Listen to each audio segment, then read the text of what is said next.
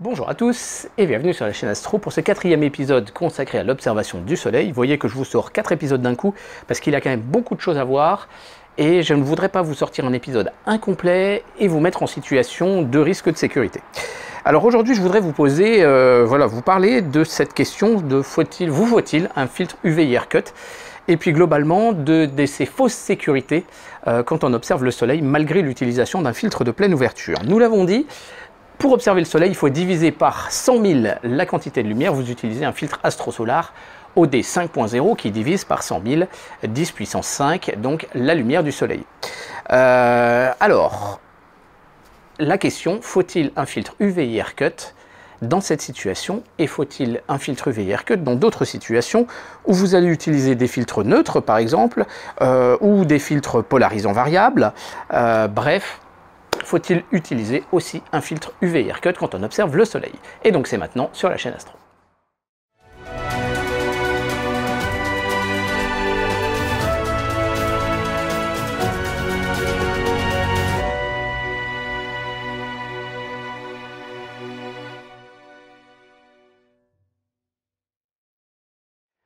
Alors nous l'avons dit, pour observer le soleil, je vous recommande l'utilisation d'un filtre astrosolar ou éventuellement dans d'autres types de filtres de pleine ouverture, en aérogel ou carrément en verre. Ces filtres-là ont pour objectif de diviser par 100 000 la lumière que vous allez observer. Alors j'ai posé la question, parce que quand même le sujet revient, j'ai posé la question à Christian Wiladrich, c'est l'auteur de ce bouquin. Astrophotographie solaire, donc lui c'est en fait le directeur de publication et un des auteurs principaux, et des passeurs, ils ont travaillé à plusieurs, donc de savoir est-ce qu'il faut et dans quelle situation utiliser un filtre UV Haircut. Donc il a fait les tests et vous avez les graphes dessus et je vous mets le lien dans la description d'un site qui vous donne les courbes de transmission de ces différents filtres. Il les a passés dans des spectromètres pour savoir quelle est justement la courbe de transmission de cette lumière, enfin de ces filtres, et savoir si ces filtres laissent passer les ultraviolets ou les infrarouges. Concernant donc les filtres astrosolars récents filtrent correctement les ultraviolets et les infrarouges. Ce n'était pas le cas pour les anciens modèles. Ce n'est pas le cas non plus pour les vitres en verre fumé. Donc abstenez-vous clairement d'observer le soleil, même simplement comme ça en mode éclipse, en verre fumé, c'est quand même assez dangereux. La quantité globalement d'ultraviolets et d'infrarouges que l'œil reçoit dans l'environnement ambiant est tout à fait conforme et l'œil finalement est adapté à son environnement. On notera quand même toutefois que les marins souffrent à la longue de cataractes et donc les montagnards souffrent aussi d'autres maladies justement de l'œil causées justement par cette surabondance d'ultraviolets et d'infrarouges, et c'est la raison pour laquelle ils portent tous des lunettes de soleil qui filtrent correctement, qui sont conçues bien évidemment pour ça. Vous savez qu'il y a des normes européennes à ce sujet. Donc bien évidemment quand vous allez diviser la lumière du soleil pour observer à l'oculaire, on a l'impression qu'on a une quantité de lumière normale et donc il n'y a pas de danger. Et en fait, il y a quand même quelques risques à ce niveau-là. Avec un filtre astrosolar récent, pas de souci, vous êtes en sécurité. Si par contre vous utilisez un filtre par exemple OD 3.8 qui sert pour la photo, on l'a dit, il laisse passer 1/6300e de la lumière, donc en fait c'est 10 puissance 3.8 en conséquence, il suffirait de diviser par 15 ou 16 fois la quantité de lumière restante pour se retrouver dans la situation d'un OD5 et d'avoir une quantité de lumière normale. Mais attention, parce que les filtres gris neutres, par exemple les filtres lunaires qui laissent passer 13% ou 6,5%, sont justement ce type de filtre-là, eh bien ces filtres-là ne filtrent pas forcément les ultraviolets et les infrarouges. Il faut clairement se méfier de ça, ça dépend des modèles.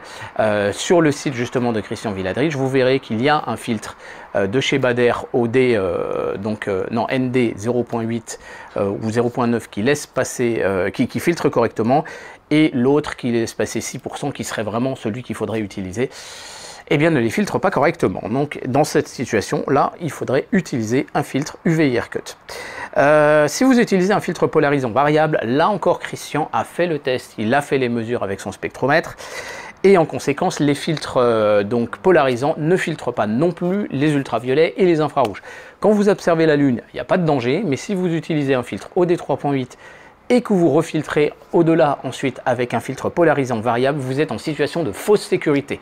La lumière vous semble adaptée, mais en fait la lumière contient beaucoup trop d'infrarouge et d'ultraviolet. Utilisez donc un filtre UV Haircut. Se pose alors la question d'utiliser des filtres pour la photo. Donc il existe plein de niveaux différents et en fait on retrouve d'ailleurs par exemple le filtre donc 13% gris neutre pour l'observation de la Lune. En réalité c'est le ND8 qu'on utilise en photo. Ce sont a priori ça devrait être logiquement les mêmes types de verre et les mêmes types de traitements.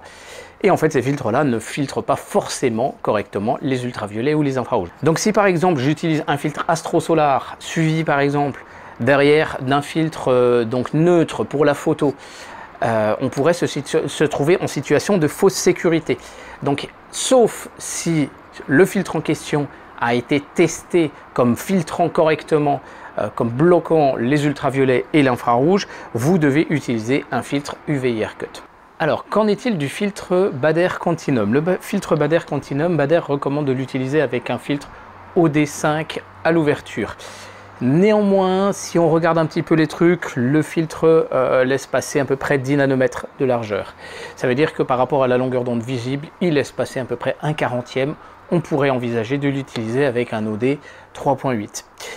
Oui, mais il y a quand même une petite interrogation, à savoir que ce filtre-là, il traîne sur internet 2 graphes concernant son taux de transmission et il semblerait qu'il laisse quand même passer pas mal d'infrarouge, et pour les ultraviolets les courbes ne sont pas forcément remontées très loin dans l'ultraviolet. Donc dans le doute, mettez éventuellement un filtre UV Haircut, sauf si vous l'utilisez avec un filtre de pleine ouverture OD5, puisque nous avons vu que le filtre OD5 filtre déjà correctement les ultraviolets et les infrarouges. Voilà, le principe de précaution doit toujours s'appliquer pour ce qui est par exemple du filtre Continuum. Ce filtre UV Haircut, vous allez donc l'utiliser en le vissant à l'entrée de votre oculaire. Et là, vous allez pouvoir faire une observation en sécurité. Mais attention, attention à un énorme piège. À chaque fois que vous allez changer d'oculaire, il faudra reprendre le filtre et le placer sur l'autre oculaire. D'où le choix effectivement approprié en connaissance de cause d'une bonne filtration en entrée comme ça. Et ben, vous n'aurez pas à changer de filtre à chaque fois, au risque effectivement de faire une petite erreur. Voilà, mais néanmoins, ne vous prenez pas non plus outre mesure à la tête. Une observation, tant que la quantité de lumière globale est tout à fait adaptée donc, à la sensibilité de l'œil, une observation ponctuelle comme ça ne sera pas non plus excessivement dangereuse. Je ne peux pas vous garantir l'absence de risque.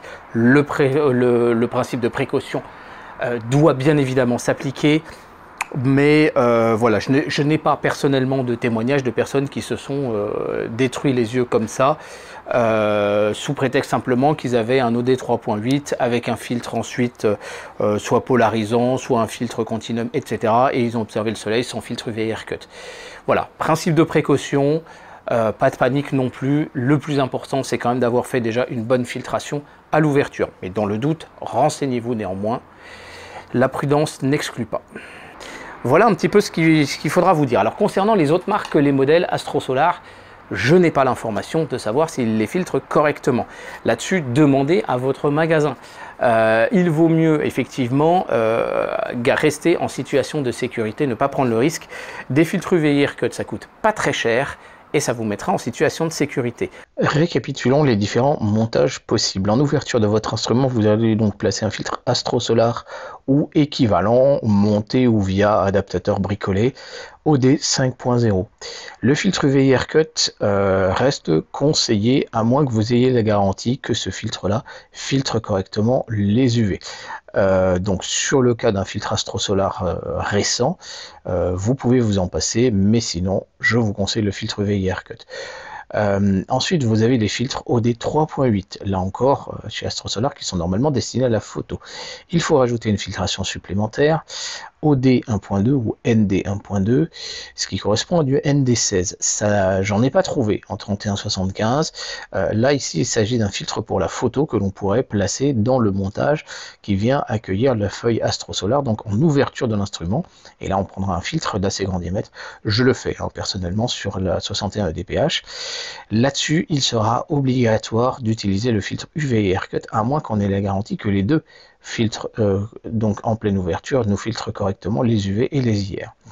Donc attention, le filtre UV et Aircut peut être nécessaire dans cette situation. Troisième possibilité, le filtre Bader Continuum, vous allez utiliser un filtre OD5 ou 3.8. Bader vous recommandera d'utiliser uniquement le OD5. Pourquoi? Parce que quand vous changez d'oculaire, vous avez le risque d'oublier de mettre le filtre sur le nouvel oculaire. Et là, bien évidemment, vous vous retrouvez avec de l'OD 3.8, c'est beaucoup trop puissant pour les yeux, ça en est même dangereux.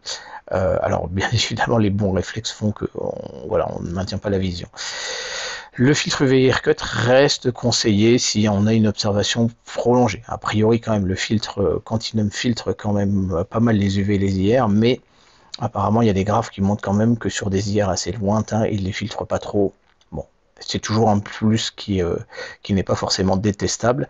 Ceci dit, deux filtres montés l'un sur l'autre, vous risquez d'avoir éventuellement des petits ghosts, des petits reflets parasites. Ensuite, en OD 3.8, vous pourriez utiliser un filtre donc de type polarisant. Et là, je ne vous le conseille pas. Alors bien évidemment, on a dit que le polarisant ne filtrait pas correctement les IR. Donc là-dessus, vous êtes obligé d'utiliser un filtre UV IR Cut. Mais le filtre polarisant, il faudrait avoir réglé correctement quand même sa filtration, parce que le visible lui-même seul peut déjà être dangereux. Et là, le problème, c'est déjà de le passer d'un oculaire à l'autre, même problématique que ce qu'on a vu avec le Bader Continuum, mais également de régler correctement la filtration, et là, vous risquez d'avoir envie de faire plusieurs essais avant d'arriver au réglage qui vous plaît. Donc, sincèrement, je ne vous conseille pas ce montage, tout simplement.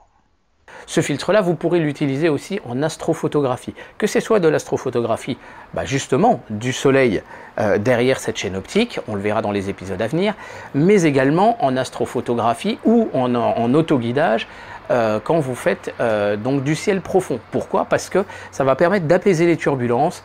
Donc apaiser les turbulences, que ce soit en planétaire ou pour de l'autoguidage, c'est quand même très utile. Donc vous ferez d'une pierre deux coups avec ce petit filtre qui coûte pas très cher. Je vous mets quelques liens dans la description et j'espère que cet épisode aura répondu donc à vos différentes questions là-dessus. C'est quand même assez important de ne pas se trouver en situation de fausse sécurité et de s'endommager les yeux. Donc n'hésitez pas à partager cet épisode. Alors bien évidemment, dans cette situation-là, on ne serait pas dans une situation d'endommager l'œil comme ça de façon immédiate. Mais néanmoins, à la longue, ce serait quand même pas franchement très bon. Donc si vous prenez plaisir à observer le soleil, je vous conseille très clairement d'utiliser ces petits filtres. Allez, je vous remercie de votre attention. N'hésitez pas à partager cet épisode autour de vous. Vous retrouvez la playlist ici. Et puis sinon, vous pouvez revenir dans l'épisode qui vous a renvoyé ici. Si vous voulez continuer la série de l'initiation à l'observation du soleil. Je vous remercie de votre attention et je vous dis à très bientôt sur la chaîne Astro. Merci. Au revoir.